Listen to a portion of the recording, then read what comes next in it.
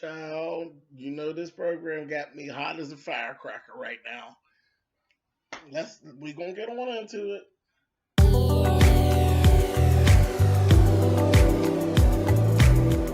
And I'm like, come on through, Cookie.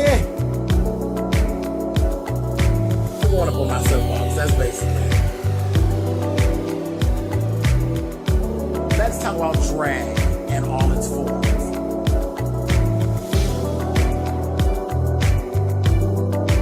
What,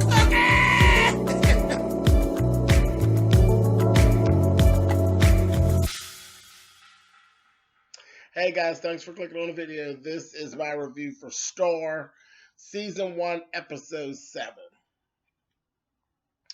And as I said, yeah, they got me about hot as a firecracker today. But we're going to start off first off with they were doing the funeral for Danielle.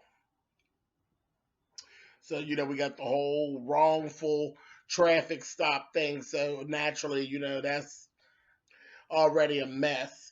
And they actually brought in Kelly Price to actually do Kelly Price. She was actually booked for real on the show. As she sang at the funeral, quit playing. Kelly. Kelly shut it on down. Beyond that, let's go right on in. Hyle and that goddamn Ava. He basically got to Ava and let her know, stop your fucking lying. You're a goddamn cocksucker. And from this point forward, that's how I'm going to treat you. That's the basis of it. He let her know, you ain't nothing but a hustler. She said, just like you.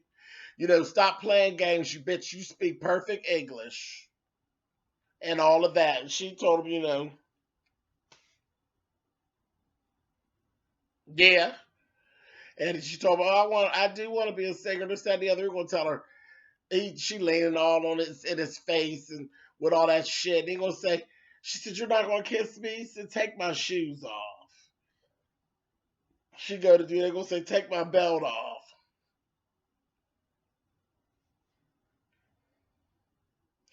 Shoes off, belt off. You right there to do what it is that you do. Cocksucker. Get busy. A mess. So they go on with that bullshit. Then we go and we see Derek actually wants to do, he says, we should be rioting, kicking up some fuss, letting the police know that it's not the way to go. The pastor is like, no, you don't want to do that. Now I'm telling you, you want to leave that alone. Derek goes on, he wants Alexandria to sing at the rally. Of course, she wants to do everything with the group. He's like, fine.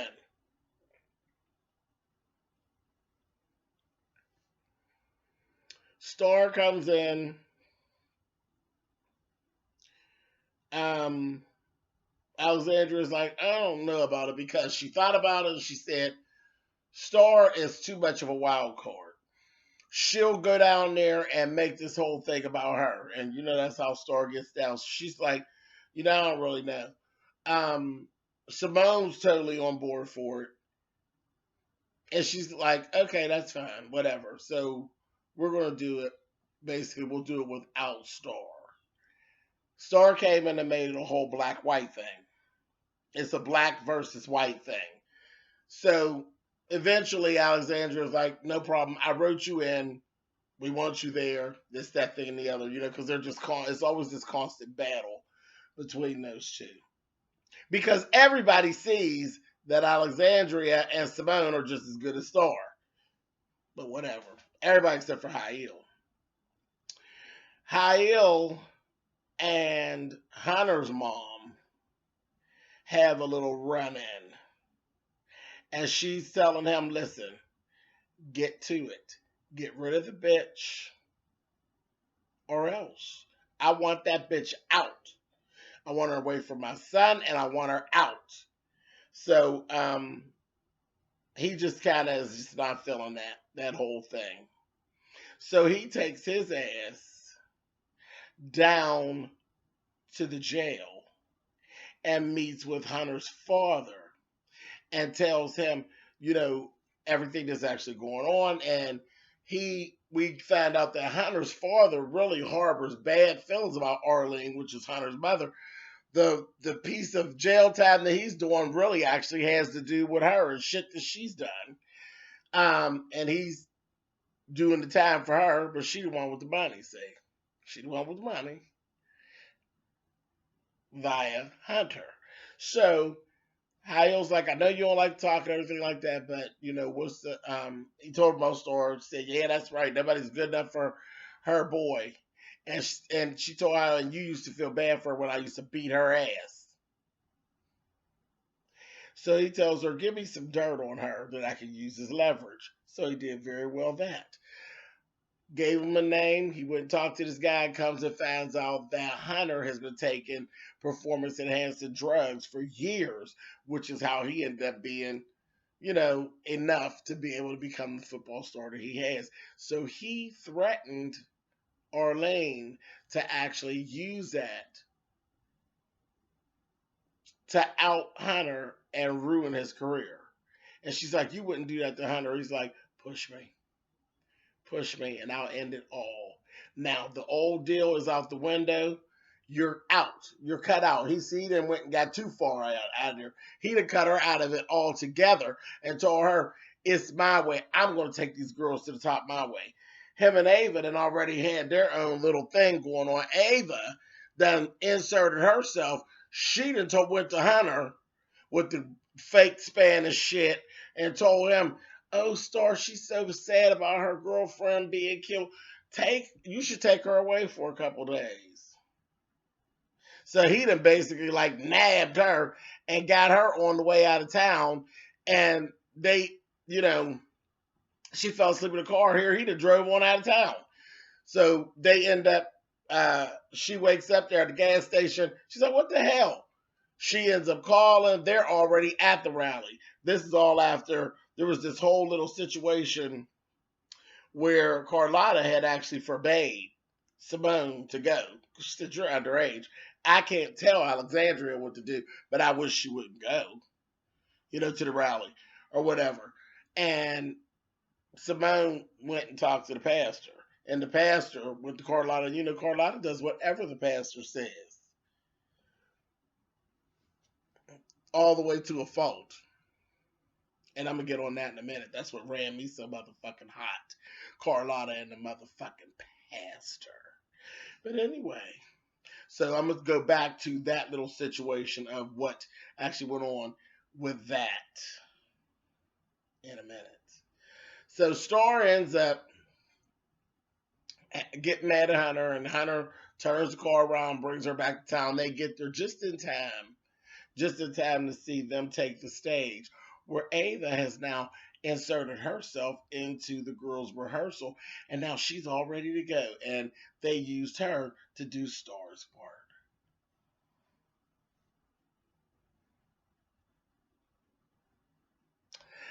In the midst of all the back and forth, Arlene had actually told Hael, you're not fooling anybody. You don't want to get rid of Star because you like Star just as much as Hunter does. And everybody could see through it. I said, oh. And she told me, I know where all the bodies are buried. So I don't think Arlene's just going to go away that easy. I think there's going to be a problem with Arlene. Arlene's going to get Hael's motherfucking ass. And she said, really, after I saved your life, this is the thanks I get? Okay, motherfucker. I said, get him, girl. Get him. Get his ass. So all of that went down. The protest eventually was going pretty well. They didn't indict the police. There were these thugs that actually ran out there and actually snatched the cop out and banged the shit out of him with bats and stuff. And Derek ran over there and was like, no, this is not what we're about. This is not Black Lives Matter. Whoa, Lee Daniels, your ass is going to be in hot water yet again. As soon as they said that, I was like, as soon as this shit airs, you're going to be right back in hot water. They're going to attack Lee for that comment. I'm sure of it. Why do we even have to mention Black Lives Matter altogether? Like, it just didn't. I felt like we threw a little shade at Black Lives Matter, but I'm not even going to get into, because see, you know what? I'm not going to get into the whole thing about Black Lives Matter, because we know I'm not going to sit here and stick up for them, and you know how they kind of feel about my kind anyway when it comes to the Black Lives Matter. But yes, I did see the bit of shade that was thrown at Black Lives Matter, and I'm done with it. I'm done with it because I'm not going to sit here and stick up for those that ain't going to stick up for me. So I'm going to move on. But yeah, I caught that shade and was like, oh boy, we're going to be listening to this bullshit all week. Okay, moving on.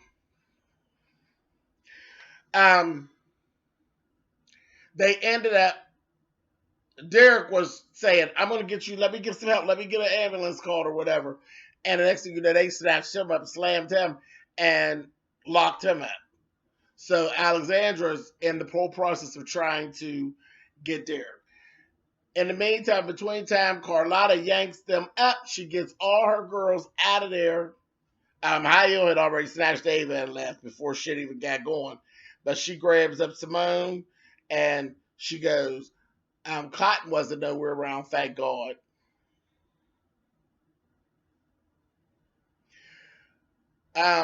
They go on, she takes them on home. Alexandra's trying to, they never saw Star.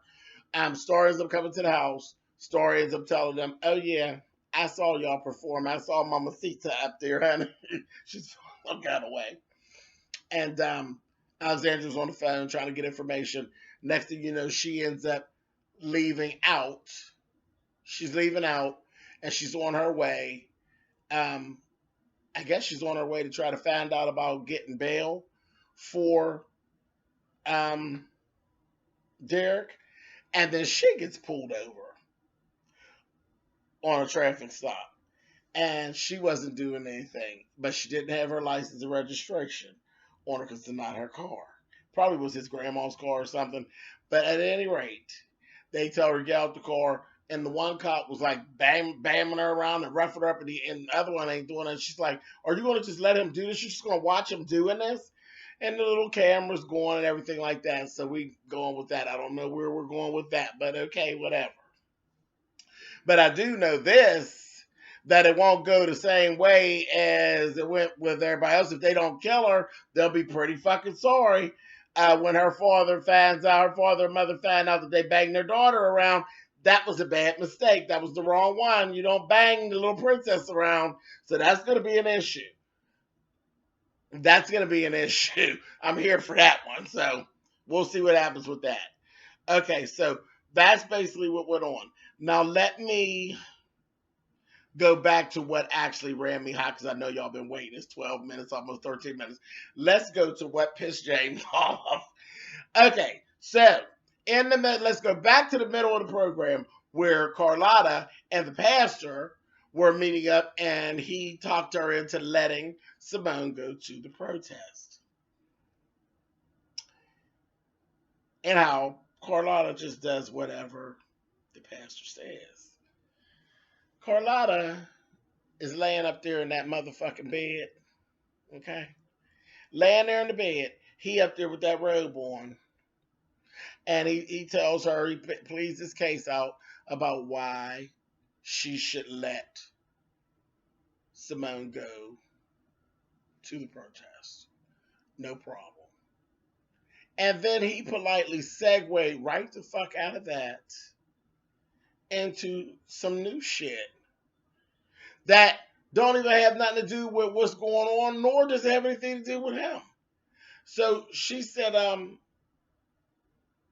I hope you ain't faking about what we just did. And he said, no, I ain't faking about nothing. He said, I'm a man and I have needs. You hear what I said? I'm a man, just like your son. Oh, wait a minute, honey. You just wait one goddamn minute. And I sat there and I waited. I sat right on this fucking couch and I waited for Carlotta to get his ass together. Because, see, that's what was supposed to happen. That's exactly what was supposed to happen. You were supposed to get him the fuck together. I don't know what your problem is, but you didn't. You laid your big ass there on that bed and then said, well, you just went from one uncomfortable thing to the other. He said, I'm yet praying about that situation. You're yet praying about that situation? Why? Why? Because when you thought that she was a daughter, you didn't have no issue with her. You was chit-chatting and carrying on, all in her face. And then when Carlotta spilled the tea, now you got an issue. See, I kind of clocked it last week's episode, but I ain't say nothing. You ain't shit. You stinking ass, babble toting, slick ass motherfucking talking ass motherfucker from up at the church house who's down here with this dumbass fucking fat ass bed wench laying up here in this bed fucking you, not even being halfway claimed half the time. And are you fucking kidding me? And you sitting around placing judgment on somebody? Seriously? And you laying with Carlotta, with her stinking ass. And you know, all she's so much better, right? She ain't nothing but an old goddamn murderous ass, low self-esteem having, cake and pie making, singing bitch from up at the church house, fucking the pastor. But that just goes to show how people will have all this shit going on and be all up in somebody else's motherfucking business. And quiet as kept, let's look around what's actually going on. You motherfuckers live like peasants. They live like peasants. Cotton got a better life than all of them. Bitch is snatched. Bitch got money. More than all of them. She sits around there and works for her mother to help her mother pay those bills. And then she goes out and does whatever it is that she needs to do for herself. But you see how she looks, don't you? You see her mother walking around in that shit from the big girl's wagon barrel. Those two-piece ensembles that she wearing down into the church. And them motherfucking $30 wigs from down at Miss Kim's Wigs, Boots, and Auto Body Shop. And you look up and you see Cotton, and that bitch be cleaner than a motherfucker when she roll out of there. Who you think is doing better while y'all passing all this motherfucking judgment? She do y'all a good favor to walk the fuck away from you. And see, that's what happens. This is what happens with that transgender thing. You do yourself a favor to get the fuck up and walk away. And I've always felt that way. I've always felt like transgender people need to get the fuck up and literally leave. They don't need to stay where they came from. They need to get up and go somewhere else because you're never going to be happy. Nobody's ever going to let you be happy. You can be the fiercest motherfucking tranny that there is. Nobody's going to let you be happy because some motherfuckers going to be green with envy because their shit done fell down and they look like last year's bullshit. And it's just going to always be something. So I don't see anybody being able to literally live their old life as a new transgender person. I just don't see it. I just think that's just part of the process. When you decide to be transgender, it just seems to me to just be part of the process to prepare to be someone completely different. I mean, all the way around. Like, fuck all the, whatever your old friends were. Bye. Bye. See you. I'll make some new ones. Like, seriously. But what do I know? I'm not transgender, but it sure makes sense to me. But this shit ran me hot. And I ran hot with the pastor because I just think that it's None of his business. Secondly, he is a horrible person for talking down to that woman about her child, and she's less than a mother to accept it. I got very, very pissed off with Carlotta. I don't even know that I even care to do her anymore because you showed me a lot of weakness because there's nobody, I don't give a fuck how ratchet or raunchy or murderous or gay or whatever that Dawn Trey and Trayvon ever become. Ain't no motherfucker, do you understand me? No motherfucker will be able to sit in my face and talk to me about Dawn Trey and Trayvon. You're not going to be able to do it. And they may not be shit, but they mine. And I wouldn't allow my mammy to sit up and talk about my motherfucking kids. It ain't gonna happen. You may not like what they did, you may not like what they said, bitch, but you better keep it to your goddamn self. Child, no, I'm so done with her. Fuck her. Stinking ass, cake and pie, carrying to the church, singing in the choir ass, phony ass, stinking ass bitch. And that pastor, fuck you with your goddamn Bible quoting ass, slick sticking your finger on her motherfucking pussy ass motherfucker. And I'm done. And I look like we'll be ranting again next week. So tune the fuck on back in. Because I've seen some of the previews. I'm going to be real pissed off next week. So tune the fuck back in.